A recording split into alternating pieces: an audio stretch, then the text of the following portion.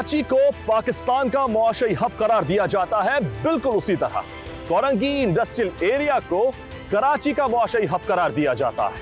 बिलाशुबा ये कहा जा सकता है कि ये वो सनती दिल है जो मुल्क की बरामदात को जिंदगी बख्शता है, लाखों खानदानों को रोजगार फराहम करता है और कौमी मईशत की रीढ़ की हड्डी है। इतने बड़े सनती निजाम की तरतीब, तहफ़्फ़ुज़ और तरक्की में Korangi association of trade and industries एक अहम किरदार रखता है। आज के इस खुसूसी प्रोग्राम में हम इसी अहम इदारे के सदर से करेंगे गुफ्तगू।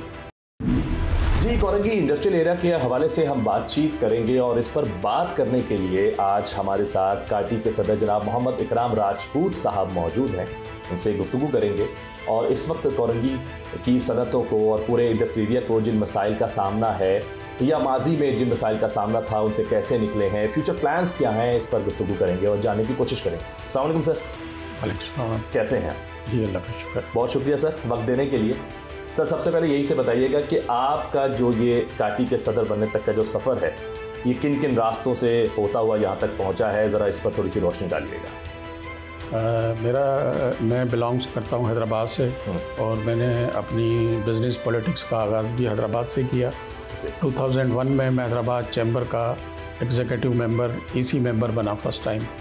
Then after 2 years again I made EC member and after some time I made vice president of Hyderabad chamber and then president Hyderabad chamber।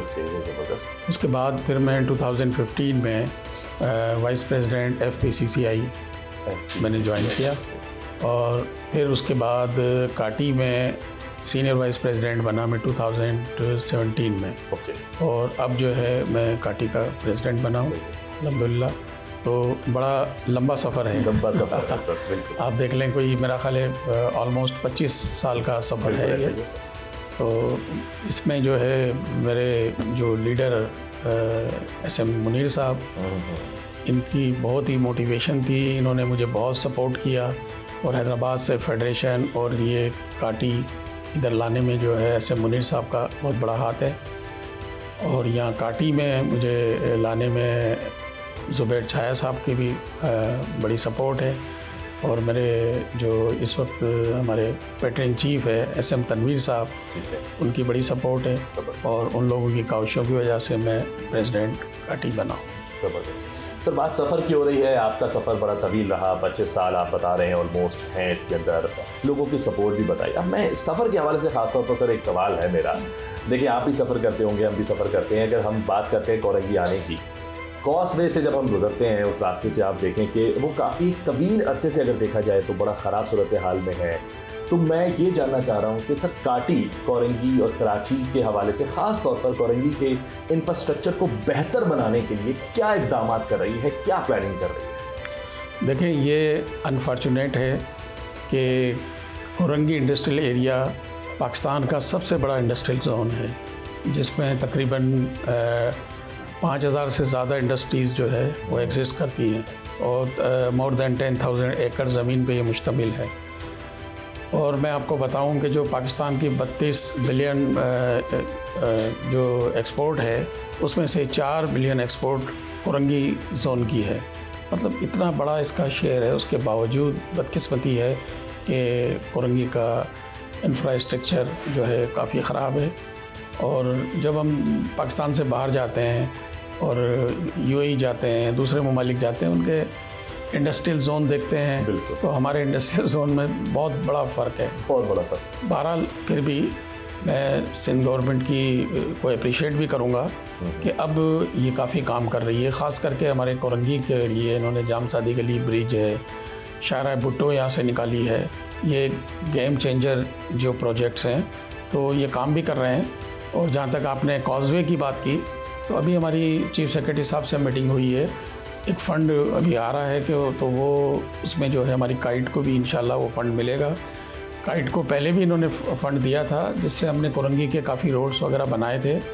और देखें, वो भी गवर्नमेंट उसको अप्रिशिएट भी करती है, क्योंकि हमारे यहाँ वो करप्शन वाला फैक्टर नहीं है उसमें। अच्छा। बाकी तो आपको पता है गवर्नमेंट मामलात में तो जो है ना वो 30% या 40% तो करप्शन में चला जाता है। हमारे वो करप्शन वाला भी पोर्शन बच के वो वहीं लगा रोडों पे, तो रोड भी बहुत शानदार है, आज तक वो चल रहे हैं और सीएम साहब भी अप्रिशिएट करते हैं इसको।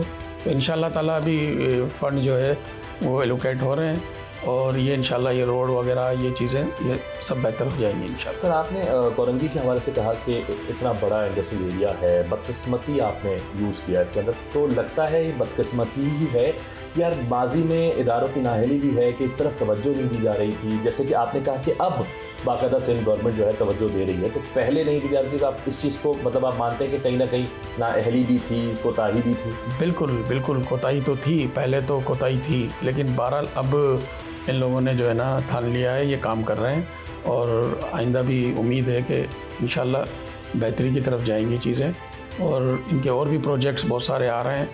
जो काबिल तारीफ़ चीज़ें हैं ना वो भी करनी चाहिए। हमें खामखा के अंदर जो है ना क्रिटिसाइज़ नहीं करना चाहिए, हमें तनकीद बराए तामीर करनी चाहिए। तो हम लंदन जाते थे और वहाँ पे वो बसेस देखते थे, तो हम ये दिल में सोचते थे क्या कभी कराची में भी ये बसें हम देखेंगे। तो मैं शर्जील इनाम मेमन को और सीएम साहब को, बिलावल भुट्टो साहब को, इन सब को मैं इसमें मुबारकबाद देता हूँ कि ये ट्रांसपोर्ट में बहुत अच्छा काम हुआ है और नज़र आ रहा है। तो इसी तरह इंफ्रास्ट्रक्चर में भी बेहतरी आई है, लेकिन बहरहाल और भी बहुत स्पीड अप करने की ज़रूरत है। तो इंशाअल्लाह ताला मैं समझता हूँ ये कराची बेहतरी की तरफ जाएगा। मुआशी माहौल के पेश नज़र अगर मैं बात करूँ तो आपको लगता है कराची और ख़ास तौर पर कोरंगी के हवाले से बात करें, जो यहाँ पे जो सनतें हैं उनको जो मसाइल दरपेश है, उसमें से अगर मैं 3 किसी अहम उसकी बात करूँ चैलेंजेस का सामना जो कर रही हैं यहाँ की सनतें, वो कौन सी हैं?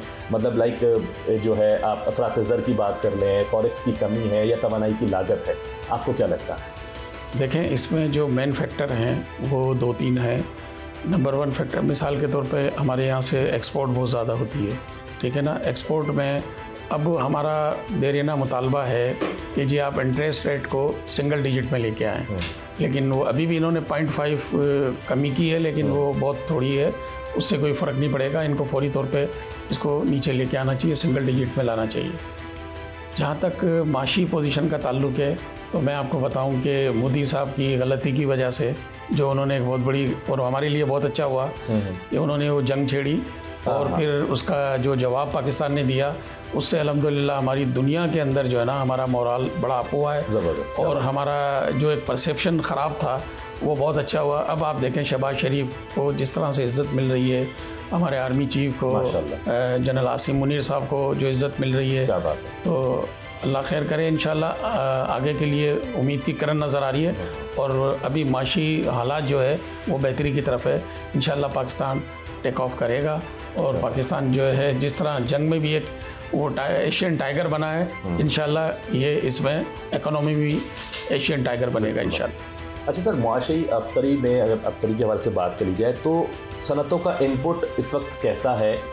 और ये भी बताइएगा कोरोना में जो एक सनतों को झटका लगा था, ओवरऑल पूरी दुनिया ने बर्दाश्त किया, लेकिन मैं तो पाकिस्तान की बात करूँगा, कराची की बात करूँगा, तो जो झटका सनतों को उस वक्त लगा, क्या हम उस चीज़ से बाहर निकल आए हैं या अभी भी वहीं हैं या निकलने की कोशिश कर रहे हैं?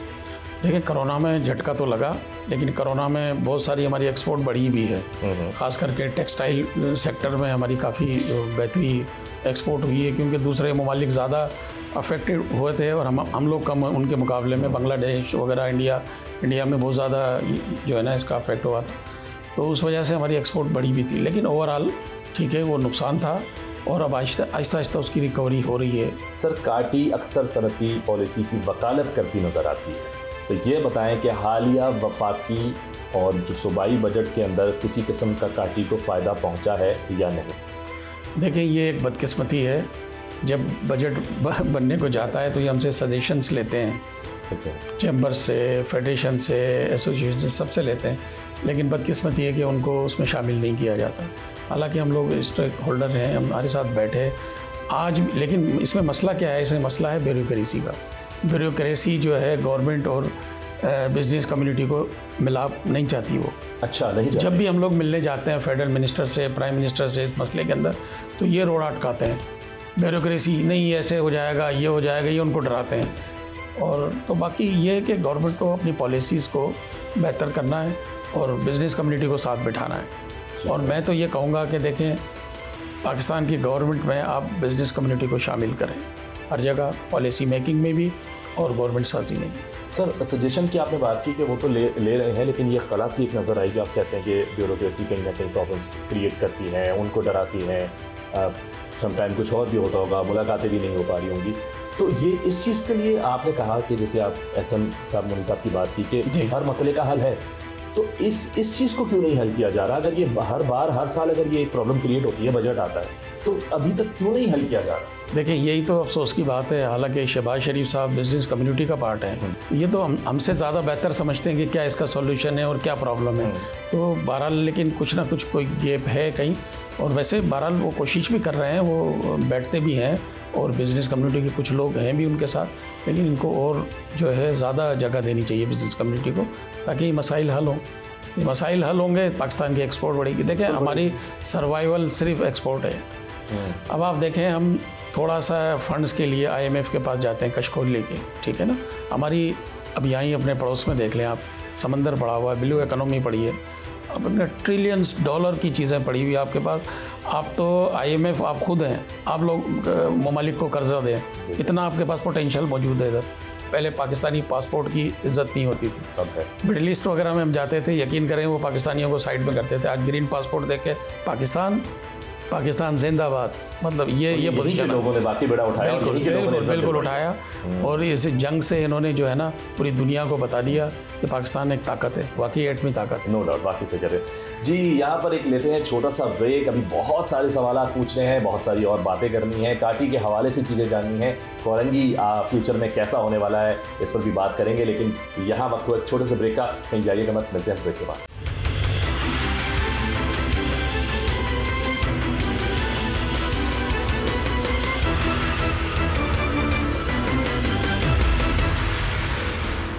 जी, वेलकम बैक। तो सर बताइएगा कि काटी अपने अरकान में जो है महारतों की नशोनुमा और डिजिटल तब्दीली को कैसे फ़रोग़ दे रहा है? देखें, डिजिटलाइजेशन के लिए जो है काटी काम कर रही है। हम अपने इदारे को भी डिजिटलाइज कर रहे हैं। दूसरा, हम तमाम इंडस्ट्रीज़ के लिए जो है अवेयरनेस और वर्कशॉप भी यहाँ मुनक्किद करते हैं काटी में, ताकि लोगों में अवेयरनेस बढ़े, क्योंकि अब दुनिया में दौर ही AI का दौर है, ठीक है ना। तो उसके लिए हमें तैयारी करनी है और उसको मीटअप करना है। अगर हम उसको ना करेंगे तो ज़ाहिर है हम लोग पीछे रह जाएंगे। तो अब ये टाइम ही जो है ना वो आर्टिफिशियल इंटेलिजेंस का है, और उसके लिए IT सेक्टर जो है काफ़ी काम कर रहा है और काटी भी काफ़ी काम कर रही है। जी देखिए, कोरंगी एक बहुत बड़ा सनती और आपको पता है रिहायशी एरिया भी है। रेजिडेंशियल आबादी की बात की जाए तो एक बहुत बड़ा हिस्सा कोरंगी का जो है इसमें शामिल है। तो काटी स्पेसिफिकली जो कम्युनिटी है उसकी फलाह बहबूद के लिए क्या क्या कुछ कर रही है यहाँ पे रहने वाले लोगों की? देखें, एक तो रिहायशी इलाका जहाँ तक इंडस्ट्रियल एरिया है, इसमें तकरीबन आप देखें 2 मिलियन लोग जो है, जिसमें आप और हम भी शामिल हैं, ये डेली आउटबैक करते हैं इस एरिया से, ठीक है ना। इसमें आते हैं, आना जाना, जॉब करना, लेबर भी है, स्किल्ड भी है, एडमिनिस्ट्रेशन भी है, तमाम लोग इसमें शामिल हैं। तो काटी जो काम कर रही है उसमें देखें हम मुख्तलिफ काम कर रहे हैं। कई हमारे काटी के लोगों ने जो है ट्रेनिंग सेंटर्स गवर्नमेंट के हैं, बहुत सारी चीज़ें वो अडॉप्ट की हुई हैं, उस पर काम कर रहे हैं। CSR पे हमारा काफ़ी काम हो रहा है। पार्क्स वगैरह पे हम काम कर रहे हैं। हमने काटी ने एक सामने पार्क बनाया। उसके अलावा फायर ब्रिगेड वगैरह का हम कर रहे हैं। फायर ब्रिगेड का हमारे यहाँ स्टेशन बना हुआ है बाकायदा, फ्री ऑफ कास्ट हम फायर ब्रिगेड सर्विस देते हैं।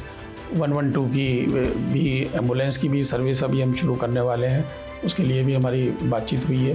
तो बाकी दूसरे मामलात में मतलब इनके हमारे लेबर्स के जो है हॉस्पिटल्स हैं यहाँ पे, उसमें भी काम हो रहा है। तो इस तरफ भी काटी काफ़ी काम कर रही है इंशाल्लाह, और मज़ीद बेहतरी की तरफ जा रहे हैं। मतलब अगर ओवरऑल देखा जाए अब तक जो जितनी भी आपकी काटी के हवाले से हमारी गुफ्तगू जारी है, तो तकरीबन हर शोबे के अंदर ही, हर चीज़ के अंदर काटी जो है अगर कोरंगी को स्पेसिफिकली बिल्ड करती नज़र आ रही है। फ़िक्रमंद है कोरंगी के हवाले से। माजी में चले जो भी चीज़ें थी, जो भी कम्युनिकेशन गैप थे अगर आपस में सूबाई गवर्नमेंट के साथ, लेकिन अब वो नहीं है। और मुझे ऐसा ही लग रहा है कि मिलकर जो है अब बाकायदा ये बेड़ा भी उठा लिया गया है कि आइंदा आने वाले सालों में कोरंगी बाकायदा तौर पर नुमाया नजर आएगा? और जैसे कि हमने बात की, आपने बोला कि इंडस्ट्रियल एरिया अगर बाहर के मुल्कों की देखते हुए एक अलग होती है और यहाँ की अलग है, तो क्या उसके करीब करीब पहुँचेंगे, नजर आएगा वैसा होता हुआ? बिल्कुल, इंशाल्लाह उम्मीद यही है। वो देर आए दुरुस्त आए, देर से ही आ रहा है लेकिन आ रहा है इंशाल्लाह। अब आप देखें, कोरंगी एक सिटी है पूरा। कोरंगी छोटा नहीं है, बहुत बड़ा है कोरंगी। अब कोरंगी में आपसे आज से 10 साल पहले आप देखें, जब तेज़ बारिशें होती थी तो कोरंगी जो है कट जाता था। एक जामसादी के लिए ब्रिज होता था, वो भी ब्लॉक हो जाता था, तो शहर से बिल्कुल कट जाता था ये कोरंगी।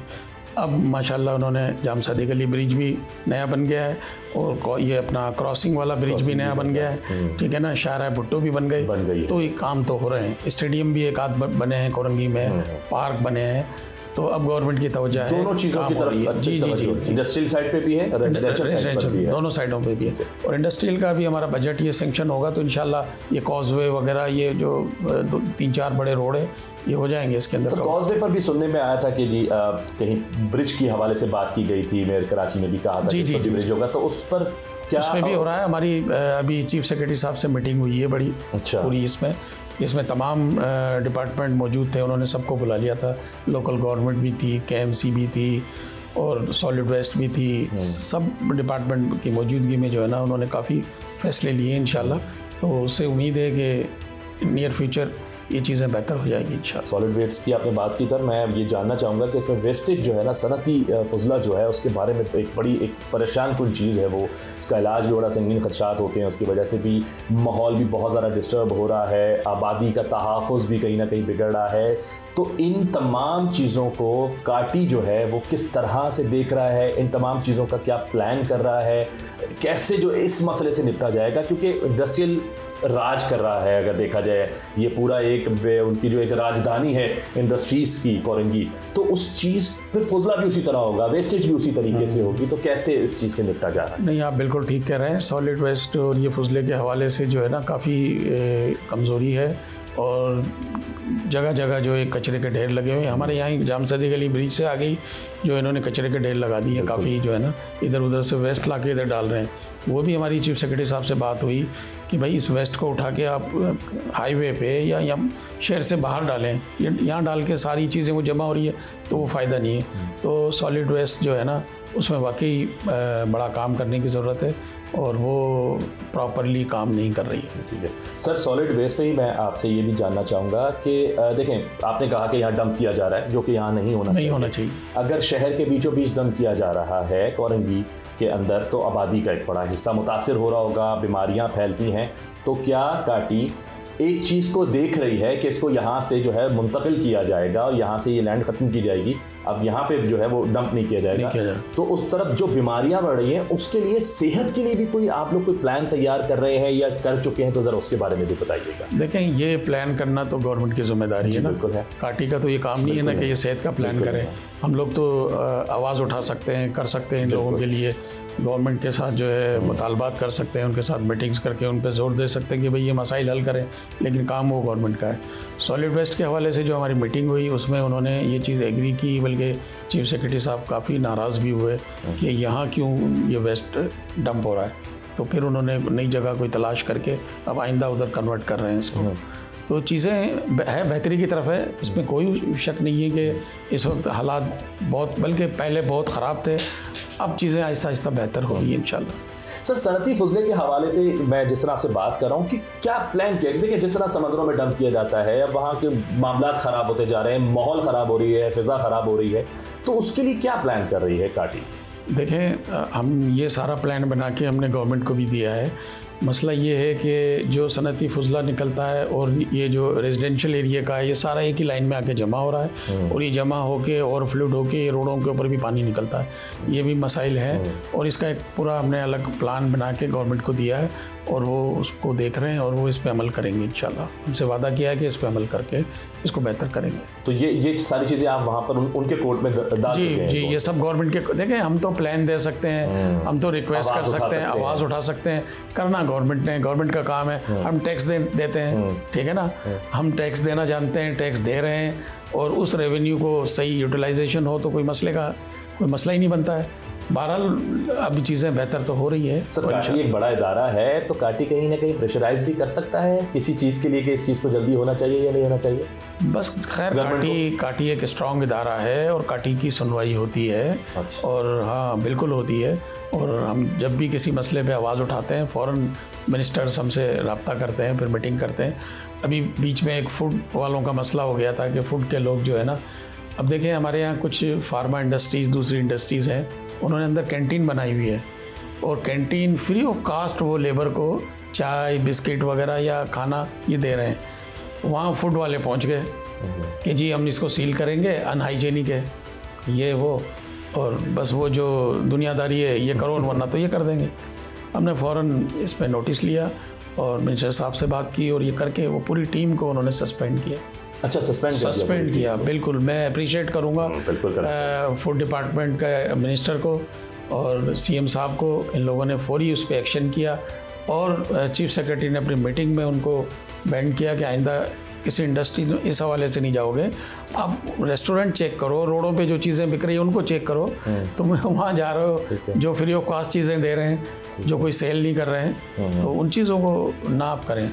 तो बहरहाल काटी की सुनवाई तो है। अच्छा सर, काटी जो है इंडस्ट्रीज़ के लिए तो काम करती नज़र आ रही है, लेकिन क्या एम्प्लॉयज़ के तहफ़्फ़ुज़ के लिए किसी किस्म का प्लान है इनके पास या नहीं? देखें, एम्प्लॉयज़ के लिए भी हम काम करते हैं। मिसाल के तौर पे लेबर डिपार्टमेंट है, अब लेबर अपना सेसी है, ठीक है ना, सोशल सिक्योरिटी है, या ये अपना WWF है, यानी वर्कर वेलफेयर बोर्ड है, मैं भी उसका मेंबर हूँ, ठीक है ना। हमारे जाहिद सही साहब हैं, वो सोशल सिक्योरिटी के बोर्ड के मेंबर हैं। तो हमारी तो ये बिल्कुल कोशिश होती है इंडस्ट्रीज़ वाला जो है लेबर के हुकूक पूरे अदा करे, और हम करते हैं माशाल्लाह, ठीक है ना। हम कंट्रीब्यूशन देते हैं, हर एक लेबर की कंट्रीब्यूशन हम गवर्नमेंट को देते हैं, जिससे ये इनके फलाही इदारे चल रहे हैं। सोशल सिक्योरिटी का हॉस्पिटल है, दूसरी चीज़ें हैं। इसी तरह वर्कर वेलफेयर बोर्ड का जो इनकी बेवाएँ हैं उनके लिए फ़ंड है, बच्चों के लिए स्कूल्स हैं। लेकिन बात यह है कि ये सारी चीज़ें अगर सही तरीके से हो ना तो बहुत कुछ है, लेकिन इसमें भी चीज़ें ख़राब होती हैं, सही तरीके से नहीं हो रही है। लेकिन अभी सईद गनी साहब आए हैं मिनिस्टर, और मैं बोर्ड में भी हूँ, और ये बहुत अच्छे मिनिस्टर हैं, और इनको दर्द है, इनको मज़दूरों का दर्द है, और ये बेचारे काम कर रहे हैं और हम इनके साथ हैं इंशाल्लाह इस काम में।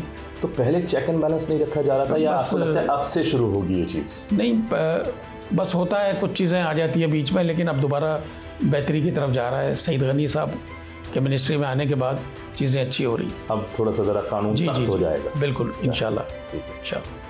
जी नाज़रीन, यहाँ वक्त हुआ एक छोटे से ब्रेक का, कहीं जाइएगा मत, क्योंकि अभी मेरे पास कुछ और सवाल भी हैं जो मैं मोहम्मद इकराम राजपूत साहब से पूछूंगा। तो मिलते हैं इस ब्रेक के बाद।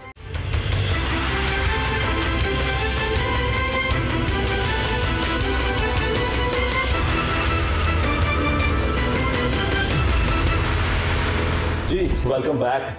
जी सर, मुझे ये बताइएगा कि आपकी बातों से अब मुझे अंदाज़ा हो गया कि काटी और हुकूमत की अगर बात करें, ख़ासतौर पर सूबाई गवर्नमेंट की भी, वफाक की भी, एक ट्रैक पर नज़र आ रहे हैं, मिलकर काम कर रहे हैं, तकरीबन तमाम फैसलों पे मुत्तफिक नज़र आते हैं। तो जब ये नए टैक्सेस का इत्तलाक किया होता है, आवाज़ आती है मार्केट में कि जी नए टैक्सेस आ रहे हैं, और उस पर ताजिर बरादरी ज़रा थोड़ी सी हंगामा राई भी होती नज़र आती है उनकी तरफ से, तो काटी इस चीज़ को, बिजनेस कम्युनिटी को किस तरह हैंडल करता है, क्या किरदार निभाता है ताकि दोनों तरफ से मामला से सेटल डाउन करें? देखें, काटी का किरदार ये है कि हमारे इंडस्ट्रियलिस्ट, बिजनेस कम्युनिटी और गवर्नमेंट के दरमियान एक ब्रिज का किरदार है। जी, ठीक है ना।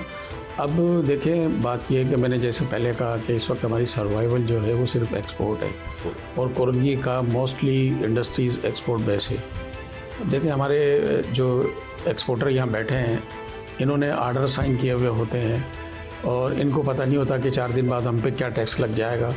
तो बार बार तो रेट चेंज नहीं कर सकते ना, वो ऑर्डर कैंसिल हो जाएगा आपका। अब आप देखें, इन्होंने गैस पे लेवी लगाई है, इस लेवी का जो इम्पैक्ट आ रहा है वो 12-14% आ रहा है, ठीक है ना। उसके अलावा भी टैक्सेस ये बढ़ाए हैं कुछ, तो ये चीज़ें करेंगे तो हमारी एक्सपोर्ट नहीं बढ़ सकती। एक्सपोर्टर्स को फैसिलिटेट करना पड़ेगा, इनको कम रेट पे आपको इलेक्ट्रिक देनी है, गैस देनी है, इनको टैक्सेस इन पे कम लगाने हैं, तो आपकी एक्सपोर्ट बढ़ेगी, एक्सपोर्ट बढ़ेगी, आपके पास फॉरेन एक्सचेंज आएगा, जिसकी आपको अशद ज़रूरत है इस वक्त। अशद ज़रूरत। मैं इनसे अपील करूंगा कि खुदारा आप बिज़नेस कमेटी को डायरेक्ट लेके बैठें अपने साथ और बैठ के उनके मसाइल हल करें। आप देखें एक्सपोर्ट कहाँ जाएगी इंशाल्लाह। आपने गैस और बिजली के हवाले से जो है बात कर रहे हैं, आपने बीच में वर्ड भी यूज़ किया कि इसकी फराहमी को यकीनी बनाया जाए, टैक्सेस कम रखे जाएंगे तो हो जाएगा। यहाँ इस चीज़ का सर मैं जानना ज़रूरी समझता हूँ कि इंडस्ट्रियल एरिया के हवाले से गैस की फरहमी सर वैसे शहर में हम नज़र आ रहा है और एक तवील अरसे से कई सालों से चीज़ आ रही है, लोड शेडिंग हो रही है। जी। फिर ये कहीं ना कहीं कभी ना कभी सुनने को मिल जाता है कि जी अब गैस में कमी हो गई है और ज़्यादा जो है वो लोड शेडिंग बढ़ जाएगी गैस की। लाइट के आए दिन एहतजाज नज़र आते रहते हैं, इंडस्ट्रियल एरिया भी कहीं ना कहीं जो है ना उससे इफ़ेक्ट होता होगा। तो मुस्तकबिल में एक तो बताइएगा कि क्या प्लान्स हैं, इस चीज़ को कैसे फुलफ़िल किया जाएगा और अभी क्या इस इशू से गुजर रही है इंडस्ट्रियल एरिया या नहीं गुजर रही इंडस्ट्रीज खासतौर पर करेंगे? देखें अब शटडाउन्स तो कम हुए हैं। गैस हमारे पास 2 सोर्स है, एक तो हमारी लोकल सोर्स है, दूसरा हम इंपोर्ट कर रहे हैं RLNG वगैरह जो हम इंपोर्ट कर रहे हैं, तो ये 2 सोर्सेज हैं। तो गैस का पहले से तो बेहतरी हुई है, लेकिन फिर भी जितनी हमें डिमांड है हमारी उतनी सप्लाई नहीं है। इंपोर्ट की वजह से थोड़ी बेहतरी, इंपोर्ट की वजह से थोड़ी बेहतरी हुई है, ठीक है ना। बाकी विंटर सीज़न में तो वैसे भी गैस कम हो जाती है थोड़ी, तो ये प्रॉब्लम है। टेक्सटाइल सेक्टर बहुत अफेक्ट हो रहा है इससे, बल्कि टेक्सटाइल इंडस्ट्रीज़ काफ़ी बंद भी हो गई हैं। तो बहरहाल इससे जो अनएम्प्लॉयमेंट अगर होगी तो फिर ये लॉ एंड ऑर्डर का मसला बनेगा। तो गवर्नमेंट को जो है इन इश्यूज़ पे फौरी तौर पे बैठना चाहिए और बैठ के रिजॉल्व करना चाहिए, इनको प्रायोरिटी पे रखें, क्योंकि हमारी एक्सपोर्ट ही सर्वाइवल है, इसके अलावा हमारे पास कोई सर्वाइवल नहीं है। और इंडस्ट्रीज़, एक्सपोर्ट बेस्ड इंडस्ट्रीज़ जो है वो बंद होने पे जा रही हैं, तो ये सीरियस मैटर है। तो इस पर बात नहीं हो रही है? नहीं, बात तो हो रही है, कुछ हो रही है, लेकिन जिस तरह उनको बैठना चाहिए उस तरह नहीं बैठ रहे हैं वो, नहीं बैठ रहे हैं वो, उस तरह से नहीं कर रहे हैं मसले को, और मसले कुछ उलझे हुए हैं। तो मैं तो गवर्नमेंट से अपील करूँगा कि खुदारा इस मसले को बैठ के हल करें, तो ताकि हमारी रेवेन्यू जनरेट हो, हमारी एक्सपोर्ट बढ़े और हमारा मुल्क जो है टेक ऑफ करे। से यहाँ ये जानना चाहूँगा, तवानाई के अलावा कोरंगी इंडस्ट्रियल एरिया की पैदावारी सलाहियत को बढ़ाने के लिए बुनियादी ढांचे में कौन सी अपग्रेडेशन होनी चाहिए इसका? देखें, इंफ्रास्ट्रक्चर मेन चीज़ है, ये भी होनी चाहिए। उसके अलावा एनर्जी भी ज़ाहिर है, वो भी मस्ट है, लेकिन यहाँ पे इलेक्ट्रिक का इतना प्रॉब्लम नहीं है हमारे यहाँ। इंडस्ट्रियल एरिया, इंडस्ट्रियल एरिया, मैं इंडस्ट्रीज़ की बात कर रहा हूँ। हमारी काटी जो है ना वो इंडस्ट्रियल बेस है, हाँ, इंडस्ट्री से रिलेट करती है। तो इंडस्ट्रीज़ में हमारे यहाँ लोड शेडिंग नहीं है।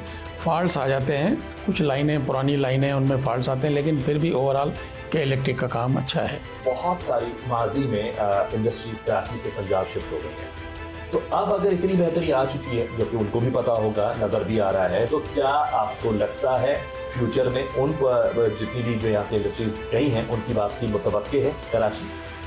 उसमें वक्त लगेगा, अभी इतना जल्दी नज़र नहीं आ रहा कि वहाँ से वापसी आए, क्योंकि स्पीड जो है ना पंजाब से अगर हम कंपेयर करें तो पंजाब की स्पीड बहुत तेज़ है, बहुत तेज़ है। उनकी जो डेवलपमेंट और जो प्रोग्रेस है वो हमसे बहुत तेज़ है, वो बहुत आगे जा रहे हैं। लेकिन बहरहाल हमारी भी गाड़ी स्टार्ट हो चुकी है और ट्रैक पे आ गई है और चल रही है इंशाल्लाह। फिर आप मुझे ये भी बताते चले कि पंजाब की इंडस्ट्रीज़ की अगर मैं बात करता हूँ उनके आउटपुट की, उनकी तरक्की की, और कराची की इंडस्ट्रीज़ की आउटपुट और तरक्की की क्या डिफरेंस है? अब मैं डिफरेंस आपको बताऊँ, हमारे यहाँ इंडस्ट्रीज़ जिस दिन शुरू करते हैं ना तो 40 डिपार्टमेंट गेट पे खड़े हुए होते हैं, जैसे कि मतलब अलग अलग, ठीक है इतने डिपार्टमेंट है। एक लेबर का डिपार्टमेंट एक होना चाहिए ना, उससे एलाइड 10 डिपार्टमेंट और हैं। वो फला लेबर का कार्ड लेके आ रहा, वो सब वो पैसे के लिए तंग करना। अब वो अंदर काम करें या इस टॉर्चर में रहेंगे, वो गेट पे आए। पंजाब में 1 विंडो ऑपरेशन, हमारे कई दोस्त हैं, एक हमारे मेडिसन के दोस्त हैं, इन्होंने वहाँ लाहौर में भी फैक्ट्री लगाई है। वो कहते हैं कि हमारे पास कोई डिपार्टमेंट नहीं आता, 1 विंडो ऑपरेशन है। मैं बोला एक जगह जाके मैंने सारे डॉक्यूमेंट सबमिट किए, मेरे को हर चीज़ की NOC वहाँ से मिल जाती है, और बगैर पैसे के वहाँ काम होता है। लेकिन हमारे यहाँ ऐसा नहीं है, सिंध में ऐसा नहीं है, तो ये बहुत बड़ा डिफरेंस है। और मैं आपके प्रोग्राम की तवज्जुह से सिंध गवर्नमेंट को, बहरहाल हमारी तो खैर बातचीत होती रहती है, लेकिन यही कहूँगा कि इन डिपार्टमेंट पे थोड़ा सा और कंट्रोल करें, इनको रोकें, ये बार बार जो इनका जाने का विज़िट का चीज़ें हैं इनको इसको बंद करें और वन विंडो सिस्टम बना दें कि वहीं इंडस्ट्री वाला आके हर चीज़ वहाँ से एक ही विंडो से हो जाए काम। तो ये हल है, ये हल है बिल्कुल, जैसा पंजाब में है। पंजाब में यानी कि हम उसके नक्शे कदम पर चल सकते हैं। बिल्कुल बिल्कुल पंजाब, यहाँ फिर वो सर वो बीच में एक बार सिंध पंजाब के नक्शे कदम पर यहाँ पे कुछ सियासी इश्यूज भी हो जाते हैं। सर ये बताइएगा कि कोरंगी की अगर मैं बात करता हूँ, किस सेक्टर में सबसे ज़्यादा जो है वो बरामदी सलाहियत मौजूद है कोरंगी? इंडस्ट्रियल एरिया में तो काफ़ी सेक्टर हैं जी, और यहाँ पे हमारे पास फार्मा भी है, टेक्सटाइल्स भी है, और क्या नाम है अपना, हमारे कोरंगी के अंदर 2 रिफाइनरी हैं। अच्छा, यानी पाकिस्तान का 60% 65% पेट्रोल, डीजल, केरोसिन यहाँ से जाता है। पूरे मुल्क की खपत को ये पूरा करती है। कोरंगी पूरा इतनी बड़ी 2 रिफाइनरीज हैं। सर विजन की बात करूँगा, पहले मैं आपसे पूछ चुका हूँ कि क्या हम कोरंगी को उस जगह देख रहे हैं, लेकिन मैं सालों पर अगर बात करूँ 5 या 10 का टारगेट देता हूँ, तो आपको लगता है इन 5 और 10 सालों के अंदर अंदर काटी बाकायदा तौर पर कोरंगी को उस जगह ले जाएगा जो काटी ने सोच रखा है, जो काटी का विजन है? देखिए फिर मैं वही बात करूँगा, काटी खुद क्या करेगी? काटी कोशिश कर सकती है ना, करना गवर्नमेंट है और तो कोशिश करती है ये, और बिल्कुल करती रहेगी, बिल्कुल करती रहेगी। लेकिन मैंने कहा ना कि गवर्नमेंट अब माशाल्लाह काम करने के ट्रैक पे आ गई है, काम उन्होंने शुरू कर दिया। तो हमें उम्मीद है कि आइंदा 5 साल में कोरंगी को हम अच्छी जगह देख रहे हैं इंशाल्लाह। सर हुकूमतें बदल भी जाती हैं, तो क्या ये भी कहीं डिस्टर्बेंस का बायस तो नहीं बन जाता? अगर आपने माजी में भी तो ऐसे प्लान्स किए हुए थे, आपको लगता था अगले चंद महीनों में चीज़ हो रहा है, और बीच में कभी इस तरह के खुदा न खास्ता कोई मामलात हो गए जो कि हुए माजी में हमारे मुल्क में, क्या डिस्टर्बेंस उस वजह से आ जाती है, डिले हो जाती हैं चीज़ें? बिल्कुल इसका भी इफेक्ट आता है, लेकिन सिंध में तो एक ही हुकूमत चल रही है और फिलहाल नज़र भी नहीं आ रही कोई दूसरी हुकूमत यही चलेगी। अच्छा काम कर रहे हैं वाकई, अभी कुछ काम इन्होंने बहुत अच्छे किए हैं। सर इंटरनेशनल ताल्लुकात के हवाले से काफ़ी की बात कर लूँ तो अभी रिसेंटली एक एग्जीबिशन जो है ईरान के साथ सिंगल कंट्री एग्जीबिशन है, थोड़ा सा उसके बारे में बताइएगा, क्या थी और क्या उसका फीडबैक रहा? देखें काटी की हिस्ट्री में फ़र्स्ट टाइम ये सिंगल कंट्री एग्जीबिशन हुई है अभी ईरान की, और इससे जो है ना काफ़ी बिज़नेस को प्रमोट हुआ है। यहाँ काफ़ी सौदे हुए हैं लोगों के, 10-10 20-20 कंटेनरों के, इनके इंपोर्ट भी और एक्सपोर्ट भी, ठीक है ना, दोनों चीज़ें हुई हैं क्योंकि वहाँ बार्टर्स पे हो रहा है ना बिजनेस, वैसे तो नहीं हो रहा, उसे तो उन पर सेंक्शन लगी हुई है। तो काफ़ी हमारा वैसे भी राइस कमोडिटीज़ हमारी काफ़ी जा रही है उधर, और वहाँ से भी टॉयल्स वगैरह, पेट्रोलियम आइटम और ये दूसरी चीज़ें वहाँ से भी आ रही है। तो ये दोनों मुल्कों के लिए अच्छा है, और तो मैं समझता हूँ कि ये एक अच्छा हुआ। अभी वो आगे 2 माह के बाद वो खुद भी एक एग्जीबिशन करने जा रहे हैं जिसमें हम मेड इन पाकिस्तान की प्रोडक्ट वहाँ ले जाके भी हम जी वहाँ भी शुरू करेंगे। तो हमारे एग्जीबिटर यहाँ से जाएंगे और वहाँ एग्जीबिशन में हिस्सा लेंगे इंशाल्लाह, जिससे हमारी एक्सपोर्ट बढ़ेगी, ठीक है ना। अच्छा सर, जिस तरह आप बता रहे हैं कि अब माशाल्लाह हम उड़ान भर रहे हैं, तरक्की का सफ़र शुरू हो चुका है और अभी कभी ख़त्म नहीं होगा इंशाल्लाह ताला, तो मुझे ये बताइएगा पहले तो कि कोरंगी इंडस्ट्रियल एरिया के हवाले से कि जो अब माशाल्लाह उड़ान भर चुकी है यहाँ की इंडस्ट्रीज़, तो काटी का बड़ा अहम किरदार है इस हवाले से, तो ये सहरा किसके सर जा रहा है? और दूसरा पाकिस्तान की तरक्की जो आप देख रहे हैं उसका सहरा किसके सर है? देखिए काटी का जिस तरह से आप कह रहे हैं, तो काटी का सहरा तो हमारे तमाम फार्मर प्रेसिडेंट्स को जाता है। सब ने अपने अपने टाइम में जो है ना बेहतरीन काम किया है, और मौजूदा तौर पे मैं देखूं तो हमारे patron in chief SM Tanvir साहब हैं, deputy patron in chief Zubair Chhaya साहब हैं, फिर हमारे ऑफिस बेरर्स हैं, हमारी एग्जीक्यूटिव कमेटी है, ये सब हम एक टीम वर्क के तौर पे काम कर रहे हैं, और इंशाअल्लाह ताला काटी की काविशों से ये हमारा कोरंगी इंडस्ट्रियल जोन और कराची की तरक्की में एक बड़ा किरदार होगा इंशाअल्लाह। और जहाँ तक पाकिस्तान का सवाल है, तो पाकिस्तान का तो मैं सैल्यूट करता हूँ हमारे field marshal general Asif Munir साहब को, कि उन्होंने जो कारनामा अंजाम दिया है वो सदियों तक कौम नहीं भूलेगी, और मेरी तो दुआ है कि अल्लाह ताला इनको लंबी उम्र दे और इनके अंदर और जज्बा पैदा करे, इस मुल्क को ये वाकई एक एशियन टाइगर बनाए। और इनके साथ साथ मैं शहबाज शरीफ साहब को भी मुबारकबाद दूंगा, क्योंकि वो भी बहुत काम कर रहे हैं और पाकिस्तान में कम दुनिया में ज़्यादा फिर रहे हैं, और अभी बहुत अच्छा हो रहा है। हमारा परसेप्शन जो है वो दुनिया में एक बहुत अच्छा परसेप्शन बन गया है, एक ब्रांड बन गया है पाकिस्तान, और एक ब्रांड के तौर पे हो रहा है। और तमाम मुल्क को सबसे बड़ी बात तो ये है कि हमारी पॉलिसी, फॉरेन पॉलिसी इतनी अच्छी है कि हमारे रशिया के साथ भी ताल्लुकात अच्छे हैं, हमारे अमेरिका के साथ भी, हमारे चाइना के साथ भी। ये बहुत बड़ी कामयाबी की बात है। वरना अमूमन पहले ये होता था, हम अमेरिका साइड में हैं तो चाइना नाराज़ हो रहा है, चाइना के साइड में है तो अमेरिका नाराज़ हो रहा है। अभी ऐसी पॉलिसी लेके चल रहे हैं कि तीनों सुपर पावर जो है ना वो हमसे खुश हमारे है, साथ है और हम सब लेकर आगे और इंडिया को इन्होंने तना कर दिया। ये क्रेडिट जाता है आसिम मुनीर साहब को, इनको मैं सैल्यूट करता हूँ। बहुत जबरदस्त सर, बिल्कुल बनता है, सैल्यूट बनता है सर। बहुत शुक्रिया वक्त देने के लिए। देखा आपने, सब कुछ बुरा नहीं होता, कुछ अच्छा भी है। जिस तरह पाकिस्तान अब तरक्की की राह पर गामजन हो चुका है, तो वो वक्त दूर नहीं जब पाकिस्तान दुनिया के तरक्की याफ्ता ममालिक के शाना बिशाना होगा। आज के लिए बस इतना ही। अपने मेज़बान अर्तगरल चौधरी समेत प्रोग्राम की टीम को दीजिए इजाज़त। अगले शो में फिर मुलाकात होगी। अल्लाह हाफ़िज़।